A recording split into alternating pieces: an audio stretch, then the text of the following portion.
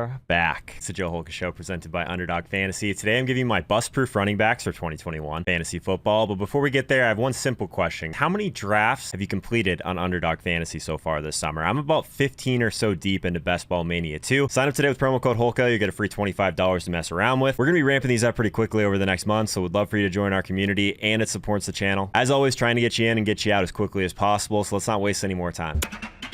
Najee Harris, running back 14, 21st overall per Underdog Fantasy. Listen, we all know volume is everything at running back, and we know Mike Tomlin and the Steelers are not opposed to feeding a feature running back 18 plus touches per game. PFF is projecting Harris to approach 300 touches in 2021, and first round running backs that have cleared even 250 since 2010, almost all of them have provided running back one seasons, and you can grab him in the back half of the second round. What else? Harris was second in all of college football in yards after contact, second in yards after the catch per reception, and the pass catching ability is what makes him bust proof. Only the Rams lined up with an empty formation at a higher rate than the Steelers in 2020. Time to buy.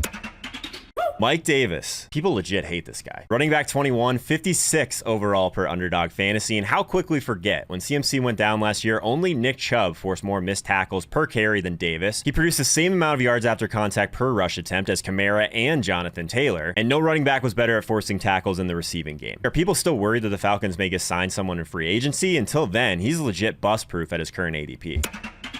David Montgomery, running back 14, 21st overall per Underdog Fantasy. One of only 4 running backs who reached 300 touches in 2020. One of only 5 running backs who had at least 10 games with 70% or more of their team's backfield touches. So why are people down on this guy? Per usual, Ian does make some great points here. The Damian Williams signing, Justin Fields is going to provide a little bit more mobility. Okay, I buy that. And maybe Montgomery's ADP is where it's at because people are still worried about Tariq Cohen coming back and taking away that passing game work. But reportedly, his ACL is just still not quite right. Honestly, if you've been following me for a while, I've never been huge on Montgomery's talent, but what he did as a receiver last year, I'm not willing to ignore it. 5th most PPR points per game of any running back. If we're talking purely about receiving production, if you can argue that volume was unlocked through Tariq Cohen's injury, then I would argue that he's earned more targets going forward. Montgomery received the 4th highest PFF receiving grade of any running back last year with at least 30 targets. Just saying. Who's your can't miss bust proof running back for 2021? Let me know in the comments, all right? Good talk.